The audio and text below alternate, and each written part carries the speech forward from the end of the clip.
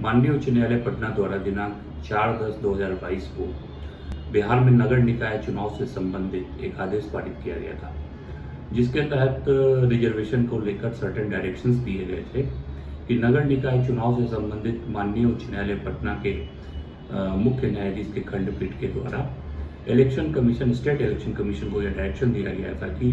जो भी सीट्स आपने रिजर्व की है ओबीसी कैटेगरी की, उसको आप जनरल नोटिफाई कर दिए, क्योंकि ट्रिपल टेस्टिंग जो सुप्रीम कोर्ट का डायरेक्शन है सुब्रमण्यम केस में, उसका जो है अनुपालन नहीं हुआ है, तो आप उसको जनरल नोटिफाई करके इलेक्शन कंडक्ट करा सकते हैं। और राज्य सरकार को ये निर्देश दिया गया था कि आप जो है डेडिकेटेड कमीशन बनाएं जो एम्पेरिकल स्टडी करे। क्या चीज़ की? तो भाई पॉलिटिकल बैकवर्डनेस की, ईबीसी की। तो जिसको रिजर्वेशन दिया जाए उसका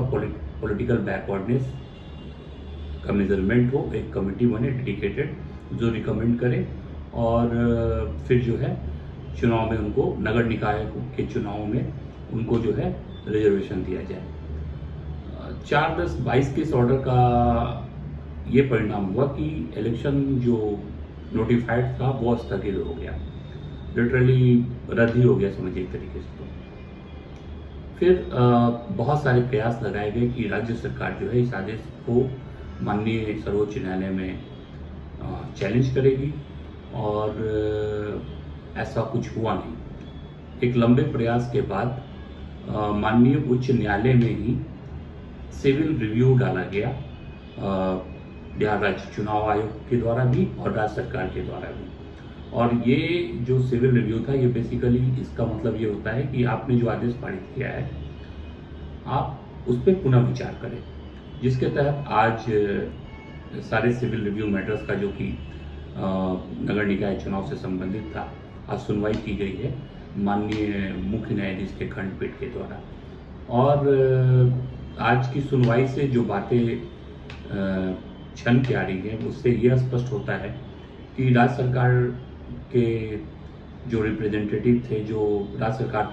के पक्ष को माननीय उच्च न्यायालय में रख रहे थे, सीनियर लॉयर विकास सिंह, उन्होंने कहा कि वो एक अंडरटेकिंग उन्होंने माननीय न्यायालय में समर्पित किया है कि हमारे पास ऑलरेडी एक बैकवर्ड का कमीशन है, तो पॉलिटिकल बैकवर्डनेस की जांच करने के लिए उन्हें राज्य सरकार जो है निर्देशित करेगी और वो रिकमेंड करेंगे। इस पर चुनाव आयोग का ये कहना था। चुनाव आयोग के पक्ष को रखने के लिए सीनियर एडवोकेट राकेश द्विवेदी जो थे, वो आज माननीय उच्च न्यायालय में